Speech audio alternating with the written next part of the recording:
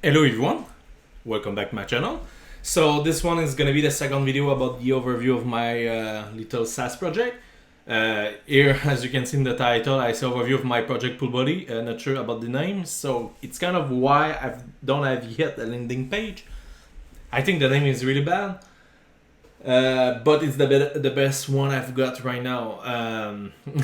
So I'm not sure quite yet about what I'm gonna do with that, but yeah. So I just want to show you like what some of the challenge I got this week, and I'm gonna show you how I've go over those one, and you're gonna see it's. I think it's there was a pretty good week in feature, not a lot in the front end part, but quite a lot in the other part. So the first thing it's Livewire. So. For those who don't know Livewire yet, it's this thing. I think I showed you that in the last video. I just show you finally Livewire is just kind of live view in Phoenix and Alexa and stuff like that. It's a way for you to finally kind of keeping state, updating stuff and things like that without needing the JavaScript part. Finally, you do kind of like an AJAX request to change the HTML when something changed, or you finally receive some kind of partial and stuff like that. So this is the kind of stuff Livewire do. Why I want to talk about that, it's because I've started using quite a lot. So first thing, I'm going to show you back my project. So right now you're going to see it's a bit more fast. You go a bit more quicker, and you're going to see why in a moment. So and the way I make it Livewire, it's right now. So for today, we have only one game. So it's at 8 p.m. Eastern time. So that first thing, that was one of the bugs. It's I want to manage everything in Eastern time, even if I know it's better to go to UTC, just because it's the schedule stuff here with the timing and stuff like that. It's pretty hard to know like which game it's today if I'm gonna use the UTC. So I decided to go with the Eastern time right now because it's the one I am right now, so I can kind of manage it. But I know it's not the best one to go for now, but yeah, it's the thing I decide. So this screen, it's my live view screen, the only one I have right now.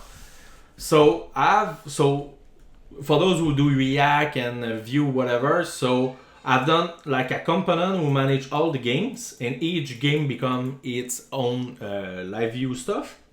And the way that works, it's this screen get poll when a game is running each 10 seconds. And each 10 seconds, you're gonna fetch and getting the stuff from the backend. Like I told you in the first video, everything they got, it's from the cache. So it's pretty quick, the request. And the thing get update really fast finally. Even I have more stuff faster than some of the stuff in the NHL.com. I just think it's because NHL.com don't poll as much as me. But for me, I'm doing stuff in the backend each 20 seconds. So if you fetch 10 seconds, you're gonna hit at least one time this life cycle of this fetching stuff. So it was pretty good. So the way that works, it's I have a component called a live game. And the live game here receive the game of the NHL stuff you need to get. And so finally the mount, thing about the mount, like it's almost like the component in mount in React and stuff like that. So here I just assign the game to the game public variable. And I have this fetch detail function is right there. The reason why I put this function fetch finally outside some stuff like that is because now I can call this fetch stuff in a poll. So if you go to live game component, you see here right at the top, I do a wire poll, 1000 millisecond fetch poll. So this line of code make my front end ish blade stuff polling this fetch detail function like that. So the render is pretty simple, live game. So here what I do is I get the ID from the game. I think I should have get the ID. Yeah, no, it's good. So here after that I get the detail, and as you can see I get the detail from the Redis cache. So from the Redis cache for the key right now I just decided to go with game live with the ID for making dynamite, and I just say now add 10 seconds, and finally I'm getting the line score from the NHL stuff. That's it. And I render this stuff. So this is the kind of stuff you can do with Livewire. The way that works, it's they're gonna put all your component like logic, like state stuff, and things like that in your app folder Livewire. Right now I have live game, live player. So the live player is this part right there. Live scoring. So the live scoring, it's the score you have like right there, everything who touched the score. And I have also the live standing, who it's this stat from the current polar. You see right now I'm doing some of the stuff like before that I was getting the crew from here, and yeah, a lot of things I need to do. It's not done yet. So yeah, that was it. The player stuff was a bit more challenging because the thing is I have quite a lot of query to do. As you can see, I need to check first if we have some live game, because I don't want to do kind of the query if I don't have a live game right now. And my live game, the way that works, it's I'm getting the game. So because my game it's already there and it's already a collection, a local collection, right now I can just finally do a where status quo if the game status live, and now I'm gonna just come. It don't do any kind of DB query because I have already my game from the mouth. So yeah, and after that I have some stuff here where I need to check, like give me like I need to get like all the team, the current team who's playing right now, and I want to get all the player with the owner. So I say owner, but the owner mean is the puller who have this player, and I want to get his game stat, so the current game stat. But for getting the game stat is a game stat where the game ID match it's funny in one of this team ID stuff. So it's pretty a lot of stuff. And if you want to see like this game stat table, right now what I do is I'm saving the assist, goal, player ID, game ID, and if I show you the table plus, I forget to open it, sorry about that. If I go to game stat, example that was yesterday, what I'm saving right now, it's like I say, the ID it's auto increment, the assist, the goal. I didn't save the points. So a point finally it's one assist it's a point, one goal is a point. So I didn't save it just because I feel it's like more like computed stuff. So yeah, so as you can see, oh sorry, I don't save quite a lot. It just I start to get a lot of relations. So yeah, if we want to see the NHL player table, so this is another thing I want to show you. That was one of the first time where I did really use this as one true for the owner. So the way the as one true finally, it's I have a player can have an owner into a pool. Finally can have a puller who have this player. And I should change the name for puller. I know, sorry about that. Owner feel like, I don't know, like slave or something like that. So it's really bad name. I'm gonna change it. But the way that works, it's finally, it's I want to get the user who have this player inside a pool. But I don't want to like kind of get the pool and getting the, you see what I mean? Like I want to get the user from the pool because I know how to get it. So if we look at the table plus and we get the pool player, I know which player go to which user. It's I have a pool player with a pivot table who finally have the pool ID. So you see they have all the same pool. Who they have the user and they have a player. So it's kind of like a three table pivot.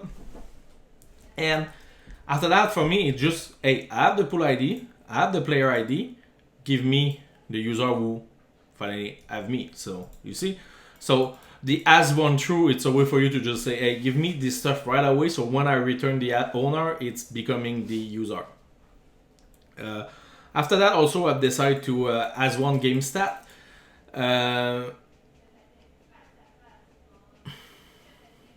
Don't know. Oh yeah, not sure. Don't gonna go too much there. For the avatar stuff and thing like that, I just get it from the NHL BAM content stuff. I just figure out then if you put the ID here, you get the image. And I've worked also with some scope. So the way you work with scope, a scope, it's for you, finally you're gonna kind of like adding stuff on top of the query you have already from Melocan. And this query, it's with point for game ID. So the first argument is the query. Don't forget that. I forget that this week. I was like, hey, I push the game IDs as the first argument, and this thing it's not really what I have. So, and the way that works, it's this query gonna do a whereas. So finally, just return me those who have a game stat, who have finally inside the game I'm gonna give you, and also who they have an assist plus goal. It's bigger than 0, because finally, I want to know if the user have point. I could have done like where assist is more than 0 or where goal is more than 0, but now if I can do assist plus goal, it's for me. So yeah, for those who ask who's that and don't know, it's just it's Laravel, not Laravel, but it's IDE helper stuff for PHP Storm. So yeah. Okay, so we get over that. Turboling. So that's kind of why like the app feel a bit more smoother. As you know, I'm using Blades. I'm using like server-side rendering. And right now you see it's pretty smooth, and I do quite a lot of query, okay? I know it's not like a real big application yet, but I'm doing on some page like 9 query, and I do all the eager load, and I don't do, I do everything in the database almost, so. And the reason why it feel a bit more smoother is because I'm using turboling. So turboling, it's something came from the Rails community, and it's a way for you to finally make your kind of server-side rendering app feel like a SPA. And the way that works, finally, it's as you can see, turboling automatically fetch the page and gonna swap its body and merge its head. So finally, you don't re-render the head and stuff like that, so you're gonna just re-render kind of like the body, and you're gonna merge it. And it worked pretty well. I've got some issue, I'm gonna show you those, but it's pretty simple. So I'm gonna show you the version without. So look at this version. So you see I click here, I go here, I go here, and you see I get also this spinner right there. I don't know, you go a bit too fast, but this blue stuff do the magic. So I'm gonna show you like without. So I'm gonna go to my app.js, and I'm gonna just refresh my screen, refresh the cache also. Make sure to refresh the cache. I figure out and I get some kind of issue because my JavaScript did cache. So, and now it's supposed to be without turboling. So you see, I click and we see it's more like a full loading page now. You see, it's a bit slower. I really feel like it's a bit too much slow, but I feel it's okay. I mean, it's less than a second, so people, it's not everyone is a programmer. I remember that's not everyone gonna look at this microsecond and say, hey, this user must use PHP and didn't use like this kind of React stuff. You see what I mean? So, and now if I add that, and I'm refreshing my screen, and the way I know it's working, it's because I get this blue thing, and you see it's much more quicker. So it's pretty nice. Some issue I got. So first thing, it's the way that works. It's, you know, like in Laravel, you have your app.js, which is inside your resource, and you have your bootstrap. First thing, I tried to put that in the bootstrap. It did work. You can do this, but I just figured out then why not putting that there. So I'm gonna make sure it's inside that. First thing, you import turboling. You do turboling start. So right there, it's almost working. The only issue is because it's changing the body. I was putting the live script inside the body. So if you do this, what's happening? It's Livewire. Script kind of get refreshed. So now, because I've seen that in some of the Laracast forum stuff and things like that, I need to put the Livewire before the app.js. And now I get any more kind of issue. The only thing I didn't need is to do the hard refresh. That's it. Another issue I've got was with Alpine. So before fixing that, if I did have my drop-down open like that, and I click on something, and I go back to the screen, my drop-down was keeping open. So what was happening, it's they do some kind of stuff with the render and things like that, and I didn't want to fight against that. So I find this awesome library called Alpine Turboling Adapter. And so finally, you're gonna just fix some stuff about the cleaning thing with the DOM. And the only thing I did need to do is install that. I'm gonna show you. I didn't install it. I didn't import it just before Alpine. That's it. I didn't need to do nothing else. So it was pretty good. So those two links gonna be in the description if you want to read about that. The other thing, the gem of the week finally, is this Laravel IDE. So I like type stuff and things like that. So yes, Laravel, it's not like all the other thing I always almost use, but it's pretty nice with the PHP 7 type stuff. But the thing is the text editor. So for me, a big plus when you work with a framework or stuff like that is the text editor, the IDE, how you work with that. And I feel like PHP Storm or even VS Code work really well with Laravel, so they have a lot of things. But this Laravel IDE just gave me the thing was missing. And it costs a bit of money, so $3.9 by month. So it's, I mean, it's not free, but it's, you have a 30-day free if you want to play with that. But the feature it gave me, it's kind of crazy. So example, you remember when I show you the as one true? Man, this thing was really hard to figure out which one to do. Because you don't know, like, do this player ID, go to this one, do to this one. So when I was there, I did get the autocomplete from Laravel IDE because he know which key I can use there. So you see, if I go there, example, I get all the key of my user and stuff like that. So this is the kind of stuff I really like about those. Plus, if I go back to my factory, example, this not pool factory, but game factory. Like all this factory stuff they did create for me, like this one also. And the way that works finally, it's when you create a factory, so you do factory like that, create database factory, you choose like the factory name you want, so an NHL game factory example, and you put the Elocan class you want, and when you put them, they're gonna figure out, okay, it's a string, it's a date, whatever, and they're gonna already do the putting the attribute and stuff like that, so I've won a lot of time. So trust me, it's something you should really use if you want to go a bit quicker. So yeah, it's really nice. So I'm not paid by them or whatever, it just, these things have saved me a lot of time. The other stuff I want to show you also, it's the schedule. So I start to get quite a lot of schedule. So you remember last week, if we go back to the job last week, I've shown you like the update game schedule. So this thing gonna run 20 seconds when that game is running. We're gonna fetch all the thing about the game and gonna update all my game behind the scene and gonna put the game inside the DB and stuff like that. So now you, the user, can use the game from the DB right away or from the cache. So this one was there last week, but I've added some of them. So the refresh roster.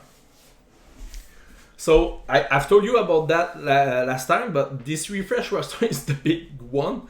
So I've started now to make it like a job queue for each of the team finally. So this is the thing I'm gonna do this week. It's right now, I'm doing one big job.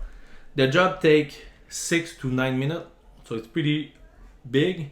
The reason is because I need to fetch the 31 team, and after that to each team I get all the player from this team, and after that I go over each of the player, and it's almost like 2000, it's more than 2000 player, and I need to get that to get like the information, example, to know like if the age did change and stuff like that.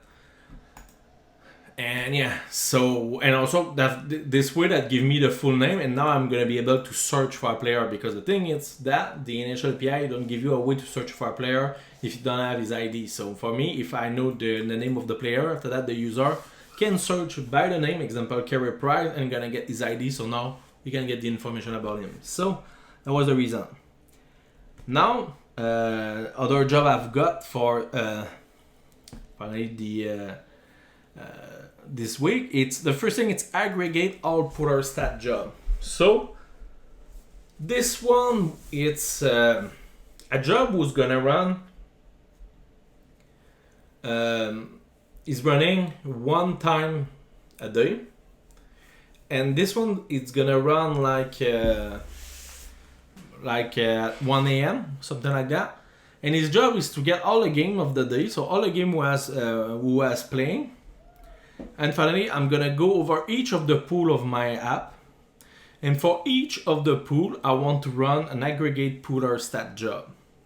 So the idea about the aggregate pooler stat job, and sorry, this thing worked like each minute when I have a game, sorry about that. And this aggregate stuff, the way that works, you take the pool and the area of games, and his job is to get finally all the players with points.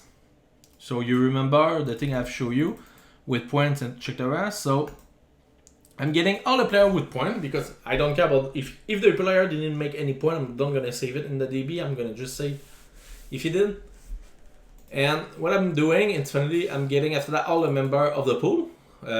Pluck give me finally all the member of the pool, but I just want his ID. So now I'm getting here an array of IDs. After that, I want also to know like today, so carbon now. After that, I'm gonna look over each of the member, and for each of the member, I want to check if I'm getting some of the players from the player with points. So finally, give me all the player who have point, who belongs to this member, okay? After that, I want to get all the assists and all of the goal of all his player finally. So you see, it's pretty simple. I get all the player, I'm gonna pluck all his assists, and I want the sum. I want the same thing for the goal, and after that, I can do pooler stat, update or insert. So update or create finally, create an item. And now here I just say finally, hey, now the assist is that, the goal is that, the point is the assist plus goal, that's it. So now this is what gives me this kind of pooler stat. So you know, like right now I have 3 pooler in my pool. And one of them have like 2 assists, 1 goal, 3 points, and I have another 1, 2, 2. And the reason why I aggregate like that is I don't want to always do the calculation up front.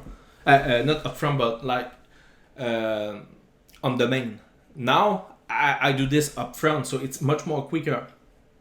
And this is already plugged, so if you go to standing, you see it's already here. So I have 1 goal, 2 assists, don't worry, it's not my fault. 1 goal, 2 assists, 3 points, and Martin has 0, 2, so 2 points. Again, for sure I should sort by point, and I want to make a live data table, so yeah. Yeah, so that was the 2 stuff. But I decided to install a package, and I forget to put the URL, so that was Patty schedule monitor. So I've found this package by Patty who monitor all the tasks. So what that give you, it's that gonna create 2 tables in your database, monitor key log items and monitor dual task, monitor schedule task, sorry. And this one here save all your tasks, and I give it a name. So fetch today's game, refresh the roster, aggregate all pooler stat. And now here they know the expression, and they know like when was the last time you start, last finish, etc., and some of the stuff. The monitor here, it's all my schedule, and here it's the number of schedule I've got yesterday. So when I've told you my app, it's background kind of I don't gonna say heavy because a lot of app it's much more heavy than that, but for me I'm gonna say it's heavy because it's almost like all my app is gonna be that. And I have 1,600 for yesterday for only 1 game running. And now, if I run each PHP artisan schedule list, I can get all those things. So you see, now it's a bit more easier for me to read like, hey, those are the ones who are supposed to start at which time and stuff like that. And the way that works, it's they're gonna get that from your kernel console kernel. And here, I have my schedule job, new fetch today game schedule job. I run that at 13 each day, and you put a monitor name, and this monitor name is the one you get right there. So it's the same for the others. So you see aggregate all pooler run every minute. So yeah, so that was that, and yeah. After that, the other thing I want to show you is the cache. So I've got some issue in my app where, example, in the screen. So in Laravel, you have some policy. So I have pull policy. And a policy, it's a way for you to have kind of like authorization stuff with your app. So example, you say, hey, this user can do that, this user cannot, and stuff like that. Example, I have the view. So which user can view, which user can update, and which user can invite. So those things are used inside my setting index with a blade directive called can, okay, so can invite. So when you say can invite the pool, they're gonna figure out which policy it is, and with that, they're gonna go there, can invite. They know the user, they get the user inject. They're gonna check if you can get the user. So finally, who can invite? It's only the owner. So I check if the pool owner ID match the user ID. The issue I've got, it's when I was opening the Laravel debug bar, I did get like maybe 3 queries for the same policy stuff. The reason why is because finally the policy do its job. It just, because I have 3 can, they're gonna run each of them. So I decide to cache them. So I do this, remember, pool can update. So finally I do the pool policy can update, so the name here with the user ID, pool ID, and finally I just cache them. And if you go to the remember, so finally I create a class called cache policy. And finally the only thing you do, it's gonna cache those information, and I say a minute, okay? I don't know yet how much time I'm on that. I'm gonna say just like 10 seconds, something like that. But now what happened, it's at least that give me like here, I need this can here and this can here, so I know they're gonna be cached, and I don't gonna do like 2 queries for the same exact thing. So it's pretty nice for that. So again, it's something I really love about Laravel. It's, yes, they have some issue, but you can fix the issue with other things they give you. And Redis, I cache a lot. So yeah, that was that for that. And I also cache the query. So as you can see, I've already shown you. I start to cache a bit more query. That's the beauty of my app. It's the player have always the same stat all day long until the game is running. So I can just cache that. And after that, I want to show you some stuff about the data transfer object. So finally, my app did start to get quite a lot of data from a third-party API. And it's pretty hard to work with them and remember what the field they get.